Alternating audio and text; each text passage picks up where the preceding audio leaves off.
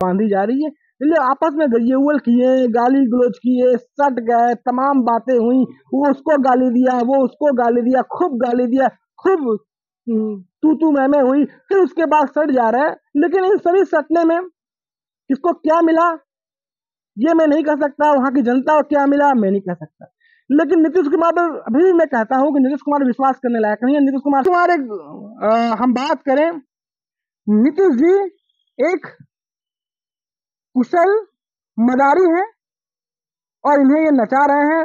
डमरू नीतीश के हाथ में है और नृत्य ये दोनों बड़ी पार्टियां जो हैं बिहार की उनके सामने नृत्य करती नजर आ रही हैं। और मेरा ये चैनल सब्सक्राइब करें और मेरे हर अपडेट आपको मिले इसके लिए बेल आइकन जरूर दबाइएगा। आप सभी को मेरी ढेर सारी शुभकामनाएं।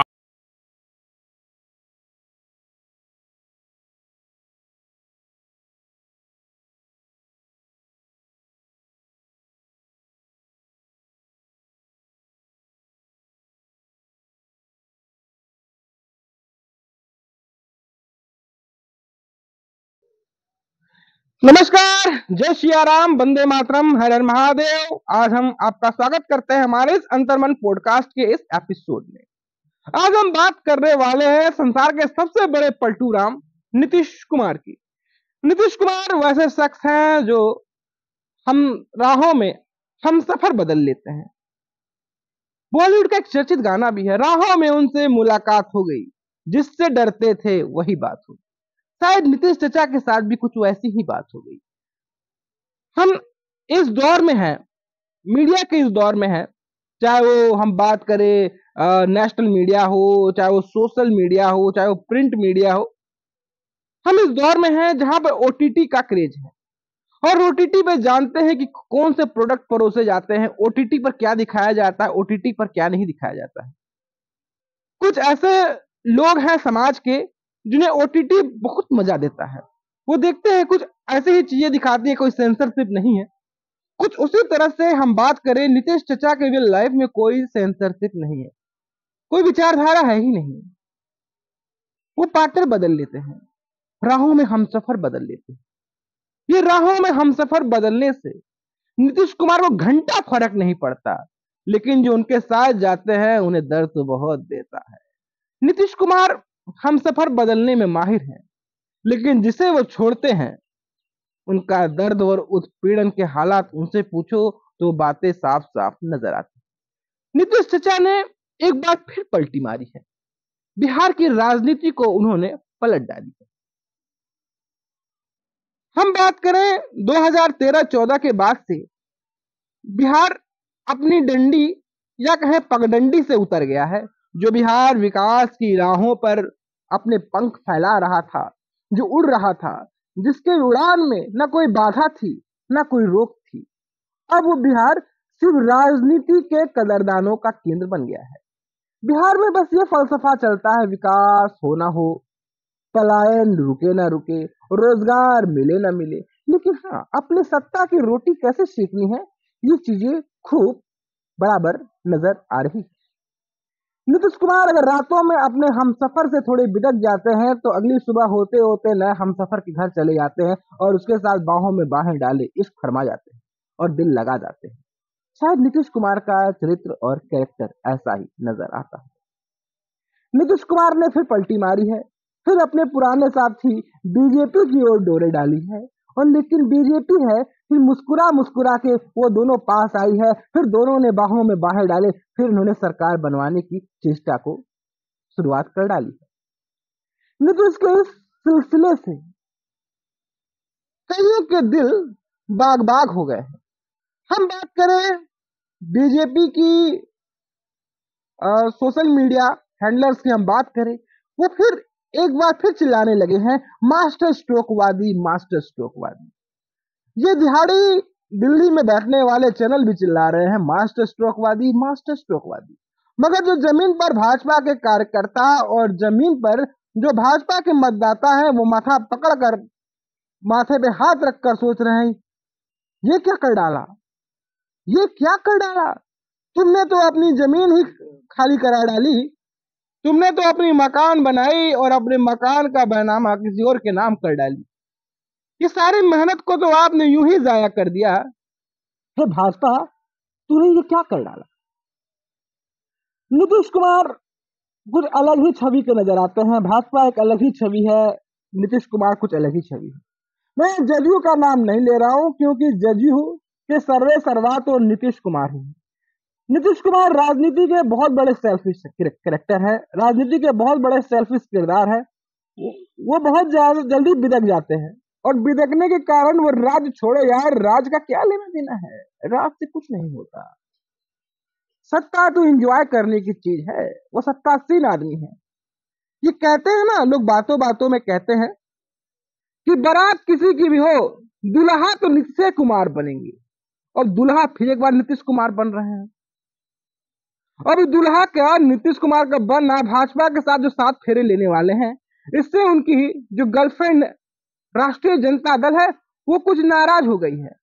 अब राष्ट्रीय जनता दल सोच रही है कैसे की करके इनकी शादी को रोका जाए, शादी को टाला जाए, कब तक बंद पाला जाए, कब तक दर्द झेला जाए। अब दर्द को रोकने की कवायद यहाँ पर सरेआम चालू हो गई है। आप देख लीजिए ना, जिस पार्टी का बिहार में कोई अस्तित्व नहीं है, जिस पार्टी को कोई पूछता नहीं है, हम बात करें भैया राहुल गांधी की, तो भैया राहुल गांधी हिंदुस्तान आवामी मोर्चा पर डोरे डाल रहे हैं। वो कह रहे हैं कि आप हमारे साथ आ जाओ, आपको मुख्यमंत्री बना दे। तो भैया हमारा जो हिंदुस्तान आवामी मोर्चा के जो नेता हैं, वो पढ़े पढ़ाए हैं, वो कह रहे भैया हम कहे तुम्हारे पास आएंगे, हम इंडिया छोड़कर नहीं जाएंगे। और जितन राम मांझी ने ना नुकुर कर डाला है। अब भैया पप्पू क्या करेगा, सत्ता कैसे चलेगा? अब ये सोचिए ना, अब ये सोचिए विचारिए, अब उस इंडिया अलायंस का क्या होगा, अब उस इंडिया अलायंस में क्या होगा। ममता भी दुत्कार रही है, नीतीश भी फटकार रहा है, कहाँ जाएगा मेरा पप्पू, और कैसे चुनाव में वो जीत पाएगा। दर्द तो काफी बढ़ गया, दर्द की समय सीमा भी बढ़ गई। एक वो दौर था जब नीतीश कुमार कहते थे कि भाजपा के साथ हम मर जाएंगे लेकिन भाजपा के साथ नहीं जाएंगे। मर जाना कबूल है, उनके साथ जाना हमको कभी कबूल नहीं है, ये अच्छी तरह जान लीजिए। लल्लन बाबू को भी स्पष्ट कहना चाहता हूं, आप लोगों के लिए भाजपा के दरवाजे हमेशा के लिए बंद हो चुके हैं। और इधर हम बात करें, केंद्रीय गृह मंत्री अमित शाह भी बोली ठोली मार रहे थे। भैया इतना गाली गलौज कर दिया, इतना गाली आजमा दिया, और उसके बाद जाके एक दूसरे सड़ जा रहे हैं। फिर कहते हम तो नेचुरल अलायंस है जी, हम तो साथ साथ आए हैं जी। अब ना जाने कैसी मोहब्बत है, ना जाने कौन सा प्रेम है, ना जाने कौन सा राज एक दूसरे के पास दबाए बैठे हैं। जब मन करता है सड़ जाते हैं, जब मन करता है एक दूसरे से दूर हो जाते हैं। ना जाने कौन सा दर्द है ये। आप देखिए ना, बेचारा सम्राट चौधरी रोज गालियां देता था, वो सम्राट चौधरी रोज नीतीश कुमार पर तनकीद करता था, वो सम्राट चौधरी भाजपा को उठाने का भरपूर प्रयास करता था। अब देखिए ना, सम्राट चौधरी को बोल दिया गया भैया चुप रहो, अब तुम्हारा बोलने वोलने का कोई स्टेटस नहीं बचा, अब तुम कुछ नहीं बोलेगा। अब हम जो है अपने महबूब के पास आ गए हैं, अब महबूब से अपनी आशिकी फरमाएंगे, अब तुम्हें बोलने का कोई जरूरत नहीं है। कुछ कहानियां तो ऐसी भी होती है ना, कुछ कहानियां तो ऐसी हैं कि लोग कह रहे थे कि लल्लन सिंह आरजेडी के साथ भी अपनी नजदीकियां बढ़ा रहे थे। आरजेडी के साथ मिलकर और जदयू के विधायकों को मिलाकर एसपी को मुख्यमंत्री बनाने की बात हो रही थी। अब इसी सिलसिले में देखिए ना, हम इंडिया अलायंस पर ही चले। इंडिया अलायंस की शुरुआत 25 जून को हुई। 25 जून को पहली बैठक पटना में हुई। तो इंडिया अलायंस की बैठक में भाजपा का रथ रोकना था। इन बातों पर चर्चा की गई, इन बातों पर अपनी जुबान रखी गई कि भाजपा को रोकना है तो 450 सीटों पर चुनाव लड़ना होगा। तमाम विपक्षी पार्टियां एकजुट हो गई, सब आई, लालू यादव भी हाथों में हाथ डाले उनके साथ चले गए। लालू यादव सोच रहे थे कि कैसे कैसे इसे केंद्र भेज दिया जाए। अगर नीतीश कुमार केंद्र में चला जाएगा तो हमारा बिटुआ जो है, हमारा तेजस्वी जो हमारा नवी फेल है, वो बिहार का मुख्यमंत्री बन जाएगा। कांग्रेस भी आई, एनसीपी भी आई, शिवसेना आई, सभी एकजुट नजर आए, सभी एक मुस्त नजर आए। तो लालू यादव ने कहा श्रीमती सोनिया गांधी जी से, काम करिए ना मैडम, हमरा नीतीश भाई को बना दीजिए कन्वेनर। ये कन्वेनर बन जाएगा तो इंडिया गठबंधन ना भरकस मुकाबला इंडिया गठबंधन से करेगा। इस तरह की बातें बोली। लेकिन जो सोचते हैं ना अक्सर होता नहीं है, हम जो चाहते हैं ना अक्सर होता नहीं है। ये जीवन है, ये जीवन के परिणाम कुछ अद्भुत होते हैं। जैसा हम सोचते हैं वैसे परिणाम जीवन में संचारित नहीं हो पाते हैं। ये गठबंधन का सिला आगे बढ़ता गया, गठबंधन का नामांकन भी हो गया, Indian national democratic inclusive alliance. जब ये गठबंधन पटना से मुमकिन होने के बाद जब ये चला बेंगलुरु पहुंचा, तो बेंगलुरु में समापन पर जो प्रेस कॉन्फ्रेंस हुआ, ना नीतीश को पूछा गया और ना लालू प्रसाद यादव को पूछा गया। फिर ये गठबंधन इंडी अलायंस का कावा मुंबई पहुंचा। कुछ बदले बदले से हालात नजर आने लग गए, कुछ बदले बदले से किरदार नजर आने लग गए। नीतीश कुमार को पूरी तरह से दूध में पड़ी मक्खी की तरह निकाल कर फेंक दिया गया और यहाँ पर लालू प्रसाद यादव भी नीतीश चाचा को भरपूर साथ देने की भूमिका में नजर नहीं आ रहे हैं। यहाँ कांग्रेस अपने समीकरण को साधते नजर आ रही थी। आखिरी गठबंधन जब इंडी अलायंस की हुई तो वहां पर ममता बनर्जी भी खेला करती नजर आ गई। ममता बनर्जी ने वो कार्ड खेल दी कांग्रेस के अध्यक्ष मल्लिकार्जुन खड़गे को। मल्लिकार्जुन खड़गे का नाम फेंकना कहीं न कहीं लालू यादव के को निराश किया या क्या किया मुझे नहीं पता, लेकिन हाँ राहुल गांधी के मंसूबे पर जरूर पानी फेर दिया। और उनके साथ दुनिया के सबसे बड़े खलंदर, दुनिया के सबसे बड़े ईमानदार, दुनिया के सबसे बड़े राजनेता, ईमानदारी के पुरोधाम बात कर अरविंद केजरीवाल भी ममता दीदी के साथ हाँ में हाँ मिलाते हुए नजर आए। ये सब देखने के बाद नीतीश कुमार झल्ला गए। नीतीश कुमार समझ गए कि हमरा कुछ नहीं होने वाला है। नीतीश के साथ काफी समस्याएं थी। समस्याओं के तरकश के तीर ऐसे थे, जो विधायक थे वो राजद के साथ जाने को तैयार थे और जो सांसद थे वो भाजपा के साथ जाने को तैयार थे। आखिर देखिए ना, आप खुद सोचिए 2019 के चुनाव में जितने 16 सांसद हैं वो तो नरेंद्र मोदी जी के छतनार वृक्ष वट वृक्ष के नीचे ही तो चुनाव लड़े थे। वही तो जीत कर सांसद ने पहुंचाए थे। जो 16 सांसद उन्हें मिल गए थे जनता दल यूनाइटेड को। तो नीतीश कुमार समझ गए अगर हम नहीं जाएंगे सब भाजपा में चला जाएगा, सब भाजपा में चला जाएगा, फिर हमारे पास बचेगा क्या? कुछ नहीं बचेगा। हम बात करें चुनावी रणनीति का, प्रशांत किशोर ने कहा था कि अगर जदयू इस बार चुनाव लड़ेगी लोकसभा का तो 5 से ज्यादा मेहनत करेगी, ज्यादा से ज्यादा कोशिश करेगी, 5 से ज्यादा सांसद वो नहीं दे पाएगी। अगर हम बिहार की पृष्ठभूमि में बात करें तो इस समय बिहार में जो 40 लोकसभा सीट है, इन 40 लोकसभा सीटों में राष्ट्रीय जनता दल के एक भी सांसद नहीं है। और रही बात नीतीश कुमार की, नीतीश कुमार फिर से याराना बदल रहे हैं। सुनने में आ रहा है कि आज ही शपथ ले लेंगे। नीतीश कुमार की हम बात करें तो नीतीश कुमार की कमजोरी ने ही राजद को बढ़ने में भरपूर भूमिका निभाई है। नीतीश कुमार बिहार की राजनीति में तीसरे नंबर की पार्टी है, भाजपा दूसरे नंबर की पार्टी है। अब देखिए भाजपा ज्यादा सीट होने के बावजूद नीतीश कुमार को ही मुख्यमंत्री बनाई, लेकिन नीतीश कुमार दोबारा पलटी मार गए। वो राष्ट्रीय जनता दल के साथ चले गए। 1.5 साल 2.5 साल उन्होंने सरकार में राज किया, फिर वो पलटी मार गए, फिर वो भाजपा के साथ चले गए। देखिए इस पलटा पलटी में फायदा किसी का हुआ है तो वो नीतीश कुमार का हुआ है। हमने बचपन में एक पंक्तियां पढ़ी थी, फूलों के नित हंसना सीखो, भौरों के नित गाना, तरु की झुकी डालियों से सीखो झुकना और झुकाना। मगर यहाँ पर राजनीति के जो हालात है, राजनीति की कहानियां है, राजनीति का जो फलसफा है वो बदल गया है। यहाँ पर नीतीश कुमार कहते हैं राजनीति के नित हंसना सीखो, राजनीति के नित गाना, अपने स्वार्थ के लिए पार्टियां बदल जाना, अगर कोई ना बदले तो उसे बदल डालना, राजनीति ही वो चरित्र है, राजनीति वही मिट जाना। ये हम बात करें ये नीतीश चाचा का कॉन्सेप्ट ऑफ लाइफ है, जो इस कॉन्सेप्ट ऑफ लाइफ को यहाँ पर जी रहे हैं। इस पूरी कहानी के बाद, इस पूरे एपिसोड के बाद, अगर आप सोशल मीडिया पर ध्यान दीजिएगा, जो भाजपा समर्थक हैं, जो भाजपा को वोट देते हैं, वो कह रहे हैं कि भाई भाजपा ने जो है अपना डेथ वारंट यहाँ लिखा लिया है।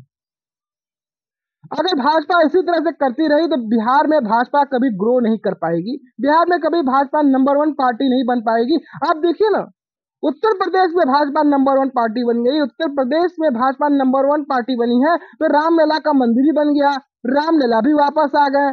उत्तर प्रदेश में भाजपा नंबर 1 पार्टी बनी है तो काशी विश्वनाथ कॉरिडोर बना। उत्तर प्रदेश में भाजपा आई है तो बाबा विश्वनाथ हम बात करें या हम ज्ञान व्यापी की मस्जिद की बात करें, वो भी हिंदुओं के पक्ष में नतीजे आने के एक जो उम्मीद है, वो उम्मीद जो है वो जागृत होती नजर आ रही है।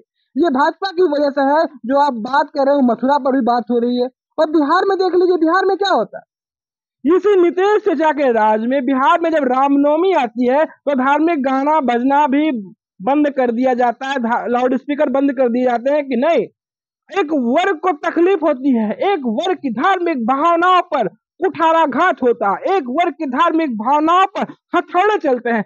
आपका रामनवमी है, क्या इसमें रामनामी गाना बजाओगे? क्या इसमें धर्म के गाना बजाओगे? नहीं नहीं, धार्मिक चाल चेहरा यहाँ नहीं चलेगा। यहाँ तक कि पंसार की दुकान पर एक छोटा सा स्पीकर बजाना भी नीतीश कुमार ने गुजरे जो रामनवमी थी उसमें प्रतिबंधित कर दिया था। जो भाजपा होंगे, वोट बैंकर हैं, उन्हें तकलीफ तो होगी ना। ये देखिए, अब देखो नीतीश चाचा ने पलटी मारी है, इसमें हर किसी को तकलीफ हो रही है। लालू यादव परिवार को भी काफी तकलीफें यहाँ पर हो रही हैं। लालू यादव की बिटिया जो है रोहिणी आचार्य, उन्होंने सोशल मीडिया पर खूब अनाप शनाप लिखा, क्योंकि कुछ दिन पहले ही नीतीश कुमार ने परिवारवाद पर एक कमेंट, धारदार कमेंट दिया था परिवारवाद पर।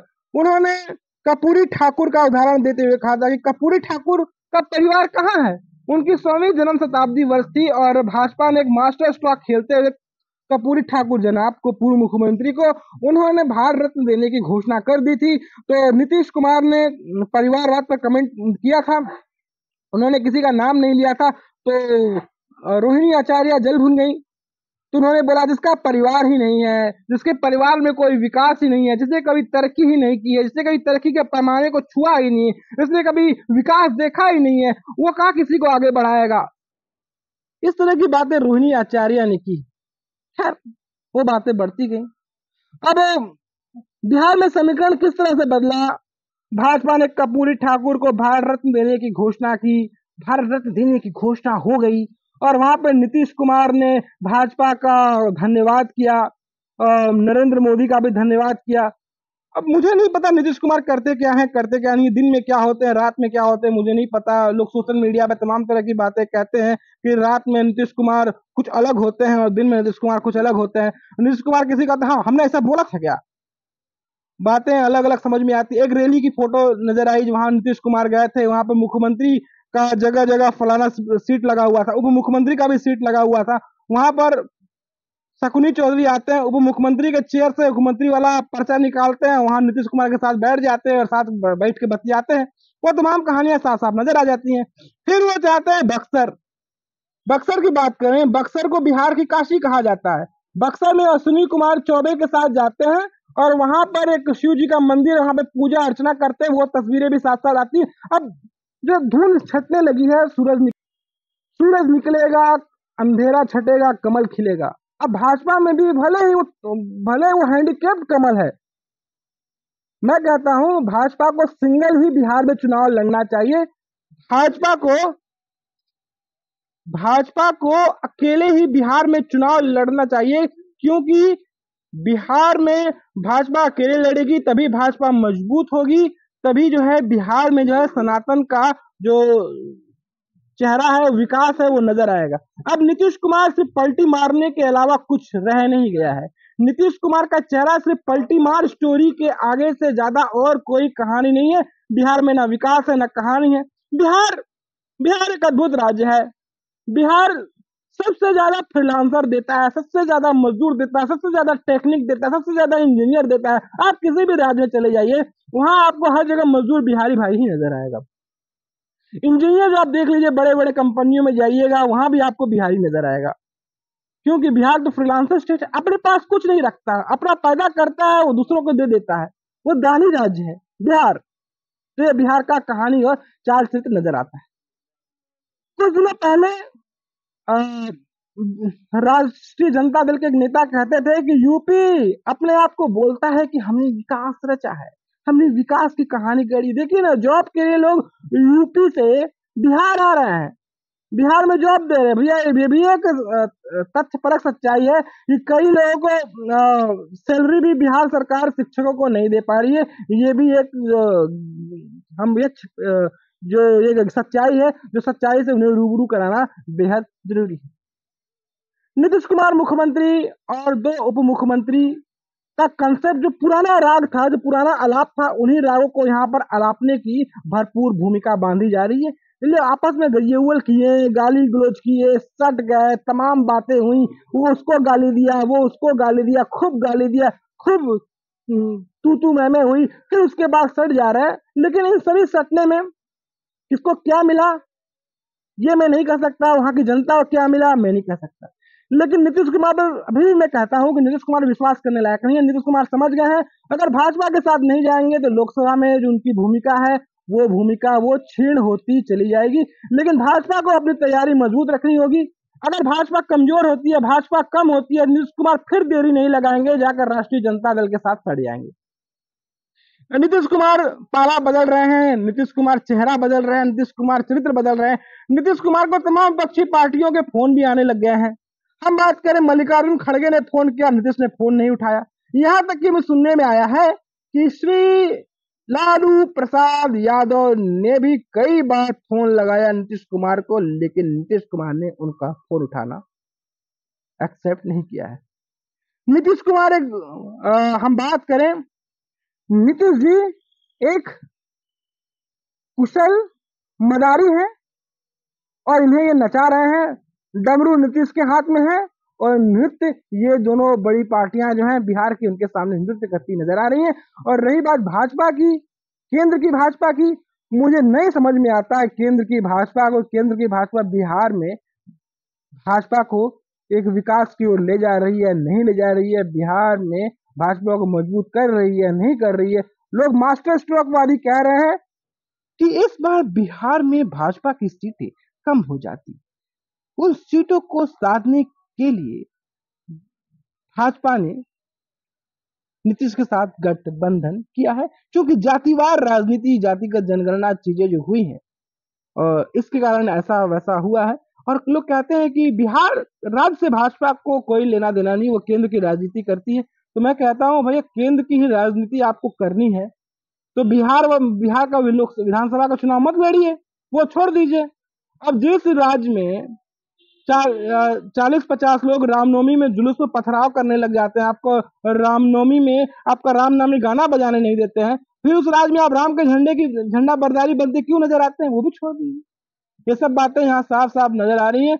और पता नहीं क्या होगा क्या नहीं होगा, लेकिन जातिगत जनगणना तो करा दिए हैं। क्या नीतीश कुमार अपना चाल चरित्र चेहरा बदलेंगे? नीतीश कुमार तो वो मौलाना है जो एक मौलाना की टोपी पहनकर जब ईद और नमाज पढ़ने चले जाते हैं, कुछ ममता बनर्जी टाइप के हैं, वो पूरी तरह शो नहीं करते हैं, लेकिन कुछ ना कुछ चरित्र में नमाजी वाला विद्यमान नजर आता है नीतीश कुमार में। और भाजपा इस समय जब से राम मंदिर बनी है, वो पूरी तरह से एक राष्ट्रवादी हिंदुत्ववादी पार्टी बन गई है, भगवाधारी पार्टी बन गई है। भगवा पहन के मैं भी बोलता हूँ। तो देखते हैं कब तक चलता है साथ, कब तक चलती है बयार, कब तक होंगे दोनों में प्यार, कब तक रहेगा दोनों में वादा, और क्या कब तक राष्ट्रीय जनता दल से होता रहेगा आर पार, ये देखने वाली बात होगी। तो दोस्तों, आपको हमारी ये कहानी कैसी लगी, आपको हमारा एपिसोड कैसा लगा, आप हमें जरूर बताएं। दोस्तों, आपको कंटेंट पसंद आ रहा है, आपको हमारी ये स्क्रिप्ट अच्छी लग रही है, तो आप हमें सपोर्ट भी कर सकते हैं, आप हमें सहयोग भी कर सकते हैं। हमारे चैनल को लाइक शेयर सब्सक्राइब करके सब्सक्रिप्शन का रेड बटन जरूर दबाएं। तो फिर हाजिर होंगे एक नई कहानी के साथ, नए एपिसोड के साथ, नई चर्चा के साथ और एक राष्ट्रवाद की एक नई कहानी के साथ। तब तक इजाजत दीजिए। नमस्कार, जय श्री राम, वंदे मातरम। फिर मिलते हैं। जय श्री राम।